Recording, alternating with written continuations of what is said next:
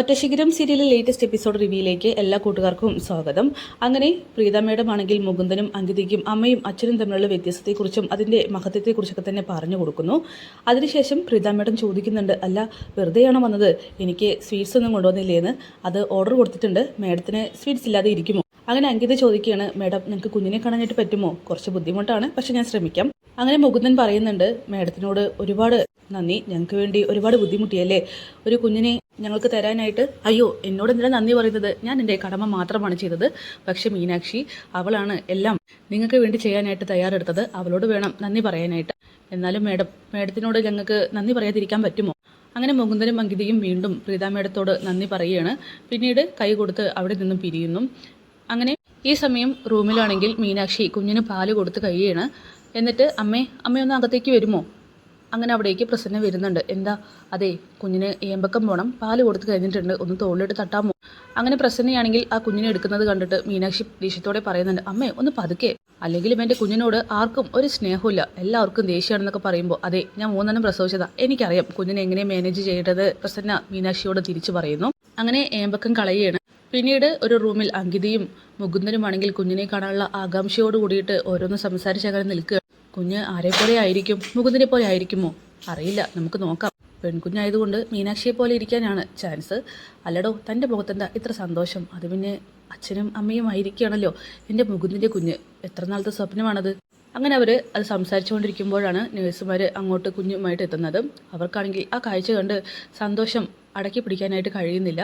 എനിക്ക് കുഞ്ഞിനെ എടുത്തിട്ടുള്ള പരിചയമൊന്നുമില്ല, പക്ഷേ ഞാൻ ശ്രമിക്കാം എന്ന് പറഞ്ഞ് അങ്കിതയാണെങ്കിൽ ആ കുഞ്ഞിന് നേരെ കൈ നീട്ടുന്നു. അങ്ങനെ ആ കുഞ്ഞിനെ നേഴ്സ് അങ്കിതയുടെ കയ്യിൽ വെച്ച് കൊടുക്കുകയാണ്. കുഞ്ഞ് അങ്ങനെ മുകുന്ദനെ പോലെ തന്നെയുണ്ട്. പിന്നീട് നേഴ്സിനോട് അങ്കിത ചോദിക്കുന്നുണ്ട്, ക്യൂട്ട് ബേബിയാണല്ലേ? ക്യൂട്ട് ബേബിയെന്നോ? രാജകുമാരിയാണ്, നല്ല ഭംഗിയുള്ള കുട്ടി. അങ്ങനെ പിന്നീട് കുഞ്ഞിനെ അങ്കിത മുകുന്ദന് കൊടുക്കുന്നു. മുകുന്ദാണെങ്കിൽ കൈ നീട്ടിക്കൊണ്ട് പറയുന്നുണ്ട്, എനിക്കെൻ്റെ പെങ്ങളുടെ കുട്ടികളെ എടുത്ത് പരിചയമുണ്ട്, അതുകൊണ്ട് എനിക്കെടുക്കാൻ പേടിയില്ലെന്ന് പറഞ്ഞ് ആ കുഞ്ഞിനെ എടുത്ത് നെറ്റിയിൽ ഉമ്മ കൊടുക്കുന്നു. കണ്ണിറിയെ ആ കുഞ്ഞിനെ കാണുകയാണ്. തൻ്റെ അച്ഛനായി എന്നുള്ളൊരു മാറ്റത്തിലേക്ക് മുകുന്ദ് ആ നിമിഷം എത്തിക്കൊണ്ടിരിക്കുകയാണ്. അങ്ങനെ കുഞ്ഞിനെ കണ്ടു കഴിഞ്ഞതിന് ശേഷം നഴ്സുമാരാണെങ്കിൽ കുഞ്ഞുമായിട്ട് തിരികെ പോകുന്നുണ്ട്. പിന്നെ മുകുന്ദാണെങ്കിൽ അങ്കിതയോട് പറയുകയാണ്, മീനാക്ഷിയോട് നമുക്ക് താങ്ക്സ് പറയണ്ടേ? അതൊക്കെ വേണോ? അതൊക്കെ പ്രശ്നമാവില്ലേ? ഞാനൊരു സൺഗ്ലാസ് ഇട്ട് അവളുടെ അരികിലേക്ക് പോവാം, എന്നിട്ട് നന്ദി പറഞ്ഞിട്ട് വരാം. അത് പിന്നെ മുകുന്ദ്, അത് വേണ്ട, എനിക്കിത് സഹിക്കില്ല. അതെന്താ അങ്കിത അങ്ങനെ? അത് എന്തെന്ന് വെച്ചാൽ നിങ്ങൾ ആ കുഞ്ഞിൻ്റെ അച്ഛനും അമ്മയാണ്, അതൊരിക്കലും വേർപെടുത്താനാവാത്ത ബന്ധമാണ്. മുകുന്ദ് മീനാക്ഷിയുടെ കണ്ണിലേക്ക് നോക്കി സംസാരിക്കുന്ന സമയത്ത് അവൾക്ക് ഒരുപക്ഷെ മുകുന്ദിനോട് ഇഷ്ടം തോന്നാനും അതുപോലെ എന്തെങ്കിലുമൊക്കെ സ്പാർക്ക് ഉണ്ടാവാൻ ചാൻസ് ഉണ്ട്. അത് ഒരു പെണ്ണെന്നുള്ള നിലയ്ക്ക് അല്ലെങ്കിൽ ഒരു ഭാര്യ എന്നുള്ള നിലയ്ക്ക് എനിക്ക് സഹിക്കാനായിട്ട് കഴിയില്ല. അതുകൊണ്ടാണ് വേണ്ടെന്ന് പറഞ്ഞത്. ഓ അങ്ങനെയാണോ? അങ്ങനെയെങ്കിൽ വേണ്ട. എന്തോ എനിക്ക് അവളോട് നന്ദി പറയണമെന്ന് തോന്നി, ഫോണിലൂടെ വിളിച്ചിട്ട് നന്ദി പറയാം. അതൊക്കെ അവിടെ ഇരിക്കട്ടെ, നമുക്ക് നോക്കാം, കുഞ്ഞിനെ നമ്മുടെ കയ്യിലേക്ക് എത്തട്ടെ, അതിനുശേഷം നന്ദി പറഞ്ഞ പോരെ എന്ന് അങ്കിത ചോദിക്കുന്നു. എന്തായാലും അങ്കിതയുടെ ഇഷ്ടങ്ങളിലേക്ക് മുകുന്ദ് വിട്ടുകൊടുക്കുകയാണ് ചെയ്യുന്നത്. പിന്നീട് അങ്ങോട്ട് പ്രീത മേഡം എത്തുന്നുണ്ട്. എന്തായി, കുഞ്ഞിനെ കണ്ടോ? ഹാപ്പി ആയോ എന്നോ? ഒത്തിരി സന്തോഷമായി, മേഡത്തിനോട് വീണ്ടും നന്ദി പറയുന്നു. എന്തായാലും ഇനി സറോഗസി നിയമപ്രകാരം കുഞ്ഞിനെ ഹാൻഡ് ഓവർ ചെയ്യണം. അതിനൊരുപാട് നിയമങ്ങളും മറ്റും ഉണ്ട്, പിന്നെ ഒരുപാട് ബുദ്ധിമുട്ടുണ്ട് കേട്ടോ. കാരണം ന്യൂ ബോൺ ആയിട്ടുള്ള ബേബിയാണ്, ആ കുഞ്ഞിനെ ഫീഡ് ചെയ്യണം, അതുപോലെ വാക്സിനേഷൻസ്, അങ്ങനെ ഒരുപാട് കാര്യങ്ങൾ ഇനി വരാൻ കിടക്കുന്നതേ ഉള്ളൂ. ഒരു കുഞ്ഞിനെക്കുറിച്ച് അല്ലെങ്കിൽ അതിനുണ്ടാവുന്ന ബുദ്ധിമുട്ടുകളെക്കുറിച്ച് അമ്മയ്ക്ക് മാത്രമേ മാനേജ് ചെയ്യാനായിട്ടാവുള്ളൂ. അങ്കിതയ്ക്ക് അതൊരുപാട് ബുദ്ധിമുട്ടായിരിക്കും. പക്ഷേ എന്ത് ചെയ്യണം എന്നൊക്കെ നിങ്ങൾ വേണം പ്ലാൻ ചെയ്ത് എന്നോട് പറയാനായിട്ട്. എന്തായാലും എപ്പോൾ വേണമെങ്കിലും കുഞ്ഞിനെ ഹാൻഡ് ഓവർ ചെയ്യാമെന്ന് പറയുന്നു.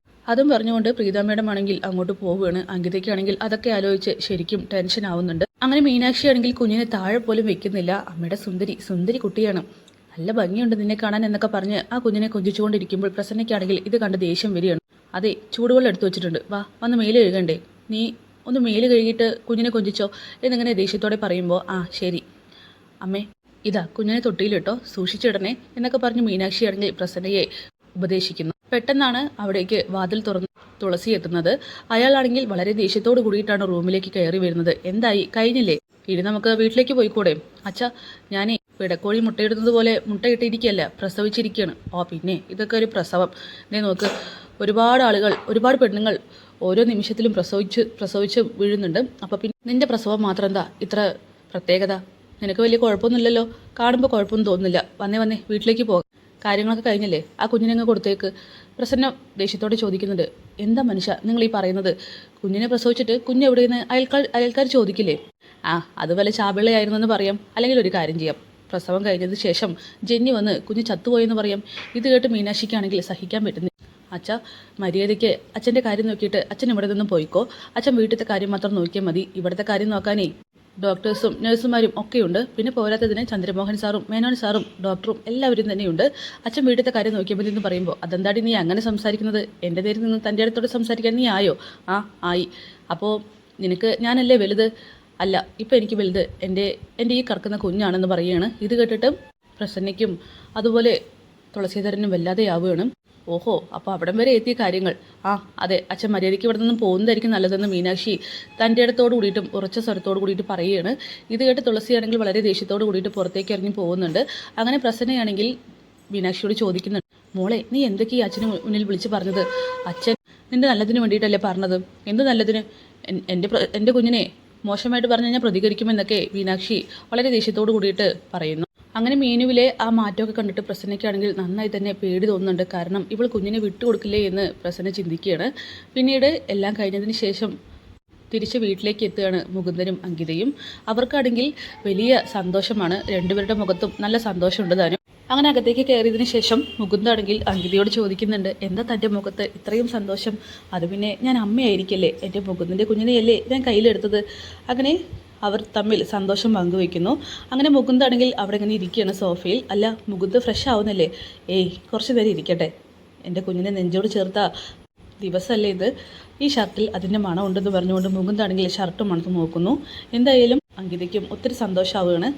പിന്നീട് അവർ വളരെ സീരിയസ് ആയി തന്നെ കാര്യങ്ങൾ ചർച്ച ചെയ്തുകൊണ്ടിരിക്കുകയാണ്. അല്ല മുകുന്ദ്, നമ്മൾ എങ്ങനെയാ ഡോക്ടർ പറഞ്ഞതുപോലെ കുഞ്ഞിനെ കൈകാര്യം ചെയ്യുക? അതിന് കുറച്ച് ദിവസമെങ്കിലും ബ്രസ്റ്റ് മിൽക്കൊക്കെ കിട്ടണ്ടേ? അത് ശരിയാണ്. കുഞ്ഞിനെ നമുക്ക് അങ്ങോട്ട് കൊണ്ടുപോകാനും പറ്റില്ല, പക്ഷേ അതിനെ ഇവിടെ ഇട്ടിട്ട് പോകാനും പറ്റില്ല. പേപ്പേഴ്സൊക്കെ കുറച്ച് ദിവസത്തിനുള്ളിൽ ശരിയാക്കാം, അത് കുഴപ്പമില്ലെന്ന് അങ്കിത പറയുകയാണ്. പക്ഷേ അതിനു വേണ്ട പോഷക ഗുണങ്ങളൊക്കെ കിട്ടേണ്ടേ? അതിൻ്റെ കാര്യങ്ങൾ നോക്കാൻ ആരെയാ നമ്മൾ ഏൽപ്പിക്കുക? അതിൻ്റെ അമ്മയല്ലാതെ. ഇത് കേട്ടിട്ട് മുകുന്ദാണെങ്കിൽ വളരെ സീരിയസ് ആയി തന്നെ ആ കാര്യങ്ങളൊക്കെ ചിന്തിക്കുകയാണ്. പിന്നെ സറോഗസി നിയമപ്രകാരം ഇന്ന് തന്നെ നമുക്ക് കുഞ്ഞിനെ ഹാൻഡ് ഓവർ ചെയ്യേണ്ടതാണ്. പക്ഷേ ഈ കാര്യങ്ങളൊക്കെ ഉള്ളത് കൊണ്ട് തന്നെ ആകെ പ്രശ്നമാണ്. പിന്നെ അവരധികം നേരമൊന്നും കുഞ്ഞിനെ നോക്കുമെന്ന് തോന്നുന്നില്ല. പ്രത്യേകിച്ച് ആ തുളസീധരൻ, അയാൾ ആളൊരു വില്ലനാണ്. അയാളിൽ നിന്നും എത്രയും പെട്ടെന്ന് കുഞ്ഞിനെ മാറ്റുന്നത് തന്നെയായിരിക്കും നല്ലത്. ഒരു കാര്യം ചെയ്യാം മുകുന്ദ്, നമുക്ക് എത്രയും പെട്ടെന്ന് കൃഷ്ണയെയും പ്രതാപനെയും വിളിച്ച് കാര്യങ്ങൾ ഡിസ്കസ് ചെയ്യാം, അതായിരിക്കും നല്ലതെന്ന് അങ്കിത പറയുന്നു. അതുപോലെ തന്നെ ചെയ്യാനായിട്ട് മുകുന്ദൻ തീരുമാനിക്കുകയാണ്. അങ്ങനെ പ്രതാപനും കൃഷ്ണയും മുകുന്ദനെ വിളിക്കുന്നുണ്ട്. പെട്ടെന്ന് തന്നെ കൃഷ്ണ ഫോൺ തട്ടിപ്പറിക്കുകയാണ്. അതെ ഏട്ടാ, കുഞ്ഞിനെ കണ്ടോ? കണ്ടു. ഏട്ടനെ പോലെയാണ്. എന്നെ പോലെയാണെന്നൊന്നും എനിക്കറിയില്ല. അങ്കിത ചേച്ചി എന്ത് പറഞ്ഞു? കുഞ്ഞിനെ ഇഷ്ടപ്പെട്ടോ? ഇഷ്ടപ്പെടാതെ പിന്നെ എന്തായാലും പെൺകുഞ്ഞല്ലേ, മീനാക്ഷിയെ പോലെ ആയിരിക്കും, അല്ലാതെ അങ്കിത ചേച്ചിയെ പോലെ ആവാൻ വഴിയില്ലല്ലോ, യാതൊരു ചാൻസ് ഇല്ലെന്ന് കൃഷ്ണ പറയുന്നു. ഇതൊക്കെ കേട്ട് മുകുന്ദനാണെങ്കിൽ വല്ലാതെ ആവുന്നുണ്ട്. അങ്കിത അങ്ങോട്ട് വരികയാണ്. അല്ലേട്ടാ, കുഞ്ഞിനെ കാണുന്ന സമയത്ത് അങ്കിത ചേച്ചി ഇഷ്ടക്കേടൊന്നും കാണിച്ചില്ലല്ലോ. എന്ത് ഇഷ്ടക്കേട് കാണിക്കാൻ? ഒരു ഇഷ്ടക്കേടും കാണിച്ചില്ല. പിന്നെ കുഞ്ഞെങ്ങനെയുണ്ടെന്ന് ചോദിച്ചാൽ അതിന് കയ്യും കാലും എല്ലാം ഉണ്ട്, നന്നായി തന്നെ ഇരിക്കുന്നു, അത്രയേ എനിക്ക് പറയാൻ അറിയുള്ളൂ. ഇപ്പം ജനിച്ചു വീണ കുഞ്ഞല്ലേ കൃഷ്ണ, വേറെന്ത് പറയാനാ? അങ്ങനെയാണോ? എന്തായാലും ഏട്ടന് സന്തോഷമായില്ലേ? എനിക്ക് ഒത്തിരി സന്തോഷമായെന്ന് മുകുന്ദൻ പറയുന്നു. അതെ, ഇവിടെ ഒരാൾക്ക് ഏട്ടൻ വരത്തതിൻ്റെ സങ്കടമാണ്. എന്ത് സങ്കടം? ഇന്ന് കൂടാനായിട്ട് പറ്റിയില്ലല്ലോ. പ്രതാപനെ കുറിച്ച് കൃഷ്ണ പറയുമ്പോൾ പ്രതാപനാണെങ്കിൽ അത് വല്ലാതെയാവാണ്. ഞാൻ നാളെ തന്നെ അങ്ങോട്ട് വരുന്നുണ്ട്. പിന്നെ എങ്ങനെയാ കുഞ്ഞിനെ ഹാൻഡ് ഓവറൊക്കെ ചെയ്യണ്ടേ? അതിനുള്ള കാര്യങ്ങളൊക്കെ അതൊക്കെ നമുക്ക് ഡിസ്കസ് ചെയ്യാടി.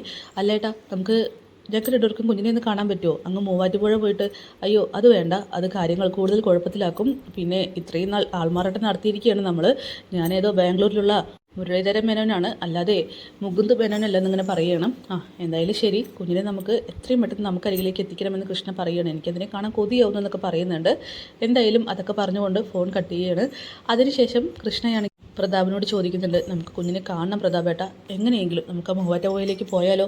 പ്രതാപനാണെങ്കിൽ അത് കേട്ട് ഞെട്ടി നിൽക്കുന്നു. അപ്പോൾ അതൊക്കെ കാണിച്ചുകൊണ്ടാണ് എപ്പിസോഡ് അവസാനിക്കുന്നത്. കാത്തിരിക്കാൻ നമുക്ക് നാളത്തെ കിളിയുടെ എപ്പിസോഡിനായിട്ട്.